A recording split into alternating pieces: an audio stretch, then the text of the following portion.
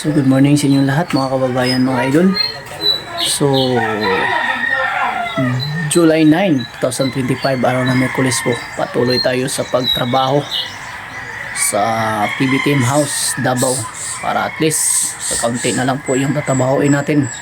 Kunting kimbota na lang mga kababayan para matapos na natin yung PB Team House Davao at para makapaglipat na rin sila Sir Paul sa kanilang magiging bahay. So yan. And sana po ay palagi kayong magsubaybay para at least lagi kayong updated sa ating mga video araw-araw. At sa hindi pa po nakapag-subscribe ng ating YouTube channel sa Bitoy Daily Mix Vlog, sana po ay mag-subscribe na kayo para lagi kayong updated. At sana po ay nasa magandang pangangatawan kayo araw-araw. Ayan mga idol, at mag-intro po muna tayo. Thank you very much.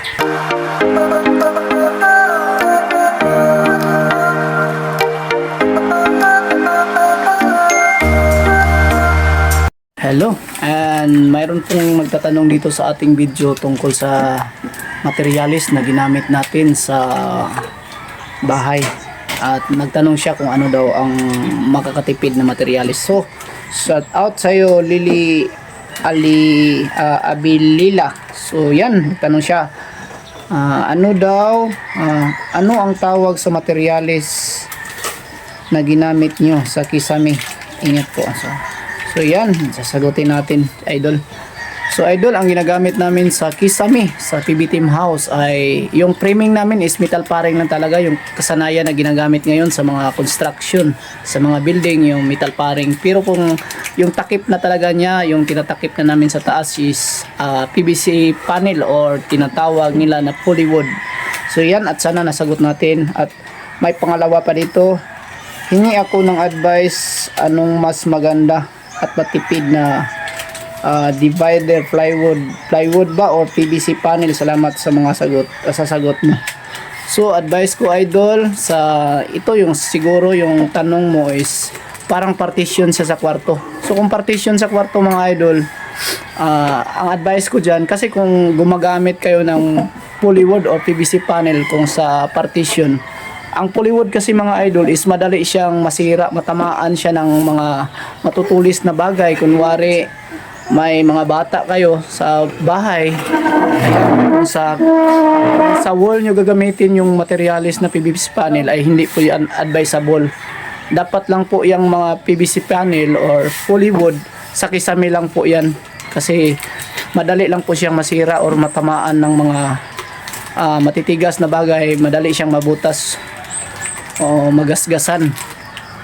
Ang advice ko dyan, kung gusto mo makatipid, pwede rin plywood na 3.5 mm, pero kadalasan na ginagamit natin sa mga partition or magiging divider natin sa mga kwarto is 5 mm na plywood po. So yan, sana po ay nasagot natin ng maayos. Thank you po.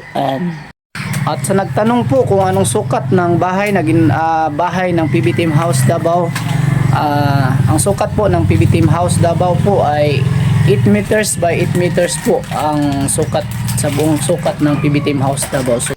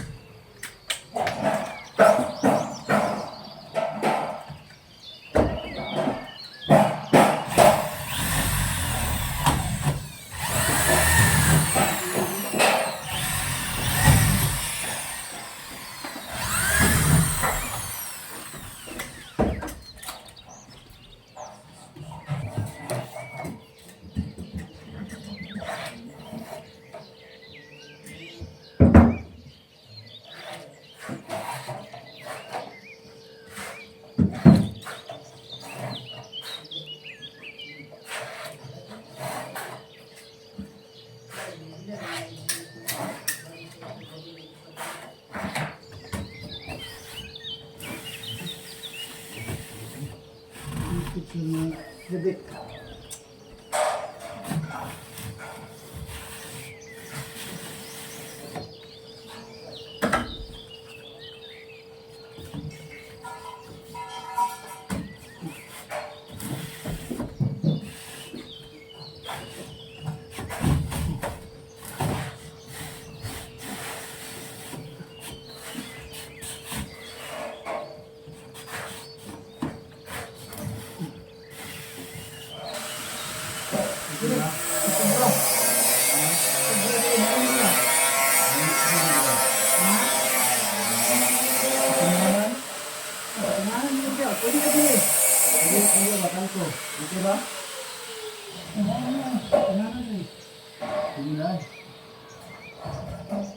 Sila dia, sebelah. Iya, kira anak dia.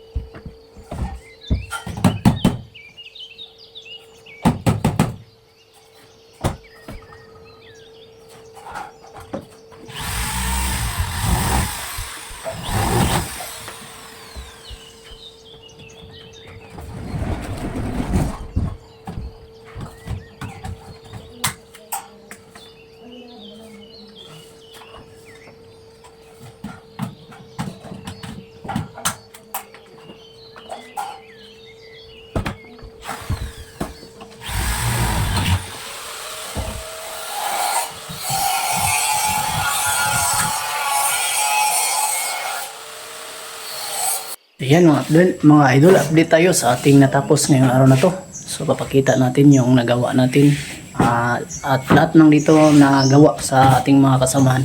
So yung natapos namin dito is, so yan lang po mga ka-idol, kasi yung sa ilalim po dito is hindi pa po nabilihan ng in-cap. Yan, hindi pa na nabilihan ng in-cap yung sa gilid kasi PVC panel po rin yan. Lahat ng kisame dito is PVC panel yung gagamitin, wala na pong hardiplex, kaya inintay pa namin yung dumating yung materialis namin para dito yung in-cap niya sa gilid po. So yan po lang ang amin dito. So yan, napakalinis na pagkagawa na. Gana tingnan ang kisame. Ayan. So yan. At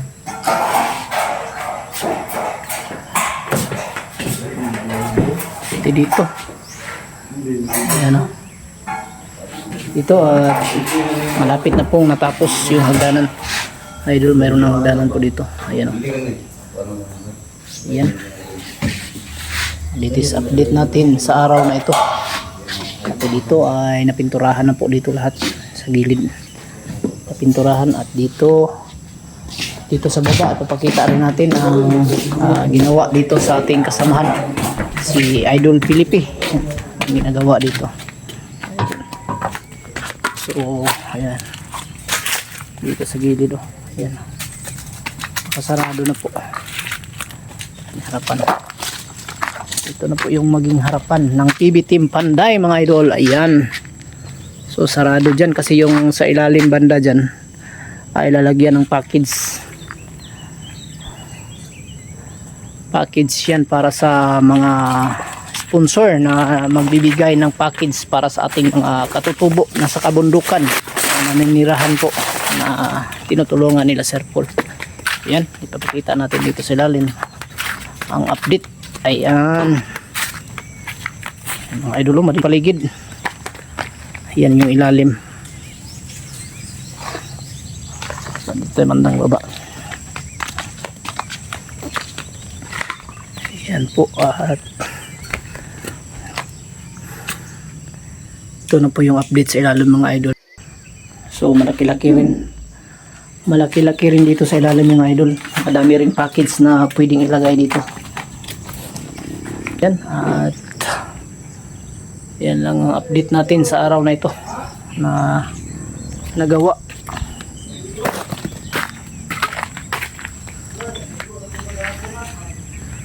Pati dito sa gilid, ang ganda na tingnan mga idol.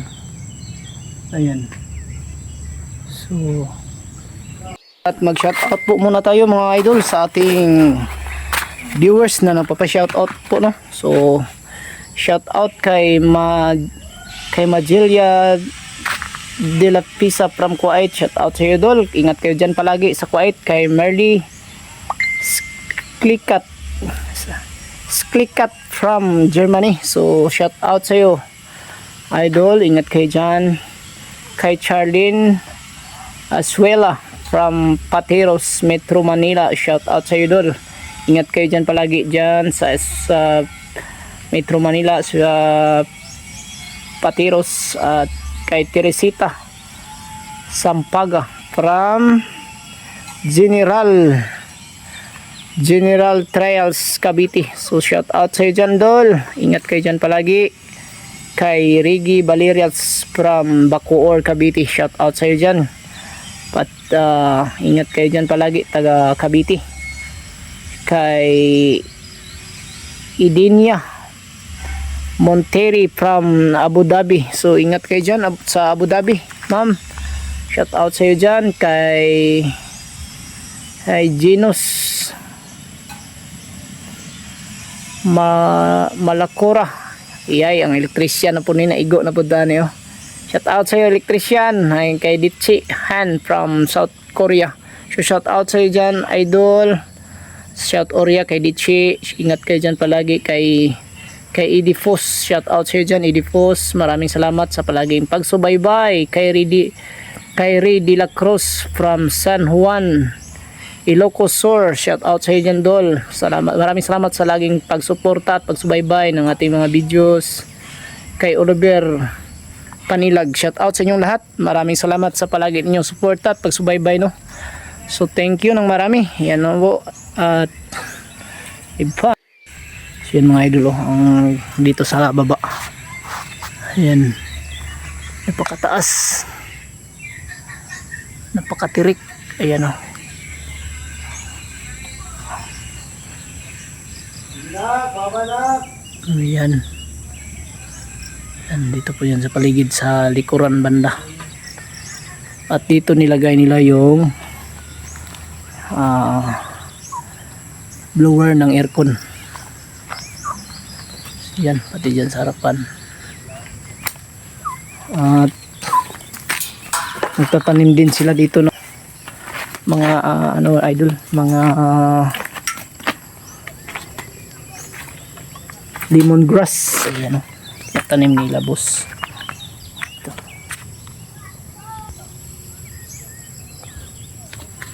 Yan po yung lemongrass o.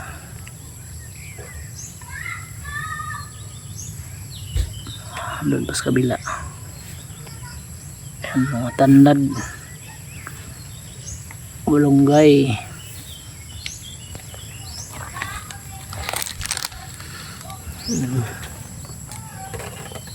taba ng ano. Ayan, mga bulaklak pa silang dala. Yan o, ganda ng bulaklak nila. Na matawag na bulaklak ito. Yan yung latest update natin. Ngayon mapakita natin yung mga bulaklak nila, mga dinala. Dami dito.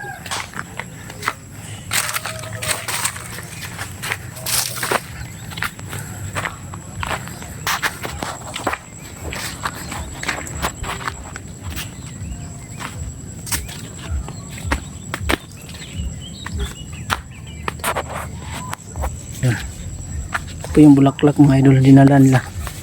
Ang ganda. Di pa lang natanim.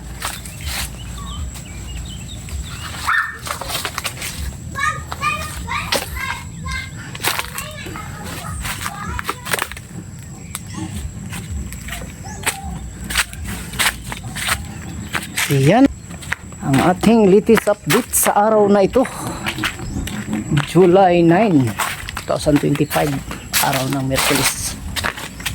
So yan. Thank you sa inyong lahat sa patuloy niyong suporta sa Bitoy Daily Mix Vlog. Maraming salamat sa lahat. At sa mga bagong subscriber natin dyan, thank you.